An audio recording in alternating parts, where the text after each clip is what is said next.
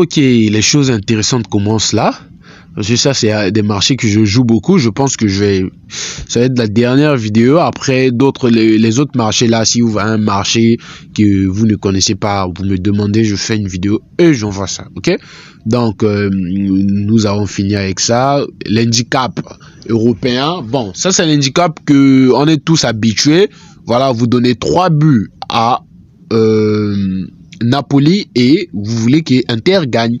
Ok, si vous êtes si vous sentez que non, vous êtes naturel avec ce genre d'handicap, voilà, vous jouez ça, mais pas l'handicap asiatique, c'est vraiment bizarre. Ok, là c'est vous donnez 3 buts à Napoli, mais que Inter de Milan gagne. Hein? Vous donnez 2 buts à Napoli, mais que l'Inter de Milan gagne. Vous donnez 1 but à Napoli, mais que l'Inter de Milan gagne. Ici, vous donnez 1 but à Inter de Milan et que l'Inter de Milan gagne.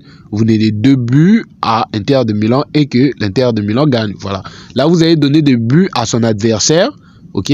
Et là, vous l'avez donné des buts comme l'avantage, quoi. Ici, c'est X. Voilà. Vous faites la même chose. Vous donnez l'avantage peut-être à Napoli ou à Inter de Milan, mais qu'à la fin du match, qu'il y ait un X. Voilà, même chose avec W1, on a fait ça avec W2, donc c'est-à-dire avec l'équipe à l'extérieur. Voilà un marché que j'utilise beaucoup. Total 1 to win at least 1/2. C'est-à-dire que non, l'équipe 1 va gagner au moins un mi-temps, ok? Il peut gagner la première mi-temps ou gagner la deuxième mi-temps. Là n'est pas le problème. Mais s'il gagne si déjà la première mi-temps, il gagne la première mi-temps, vous êtes sorti du problème. Ok? S'il n'arrive pas à gagner la première mi-temps, peut-être qu'il gagne la deuxième mi-temps. Ok? Ou bien qu'il ne gagne rien du tout. Ça aussi, c'est une possibilité. Voilà. Donc, voilà, vous avez le choix. Si vous dites yes, c'est que vous accordez quand même, vous vous attendez à ce qu'Inter de Milan gagne au moins une mi-temps. Et voilà, no, c'est que Inter de Milan ne gagne pas de mi-temps, quoi. Peut-être il va faire match nul dans les 2 mi-temps, ou bien on va gagner Inter dans les 2 mi-temps. Voilà. Team 2, voilà, ça c'est carrément la même chose. Ok, c'est carrément la même chose. Mais bon, avec Napoli, avec le team 2, ça c'est nul au moins dans un demi-temps. Ok, il peut avoir nul dans la première partie ou bien deuxième partie. Il n'y a pas de problème. Du moment qu'il y a un nul, soit en première partie, soit en deuxième partie, vous avez gagné. Ça, c'est le penalty.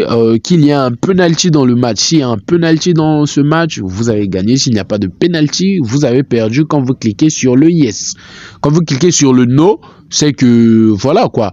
S'il n'y a pas de penalty, le match se passe sans problème. Il n'y a pas de penalty. Voilà, vous avez gagné. Race 2 and goal. Voilà. La première équipe à atteindre 2 buts. Ok, c'est ce que ça veut dire. La première équipe à atteindre 2 buts.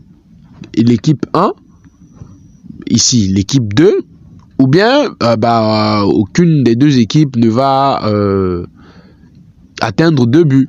Ça, c'est la même chose. 3, c'est-à-dire l'équipe 1 va atteindre 3 buts en premier. L'équipe 2 va atteindre 3 buts en premier. Ou bien, aucune de ces deux équipes ne va atteindre 3 buts.